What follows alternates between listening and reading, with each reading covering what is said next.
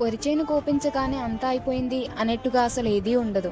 ఇంతలా ఇబ్బంది పడకపోతే, ఇంతలా ఇబ్బంది పెట్టకపోతే మనం కోరుకున్న రిజల్ట్ రావడానికి చాలా అంటే చాలా కష్టమే అవుతది. మళ్ళీ ఎండబెట్టకపోతే మళ్ళీ పాడైపోతది లోపలంతా. చాలా అంటే చాలా మబ్బులు అయిపోయినాయి. అందుకని నా పార్ట్ నేను హెల్ప్ చేశాను. మా డ్యాడీ చాటతోని చేస్తే నేను అక్కడ ఒక ఇన్‌స్ట్రుమెంట్ నా చేతిలో చూస్తున్నారు కదా! నేను దాంతో చేశాను.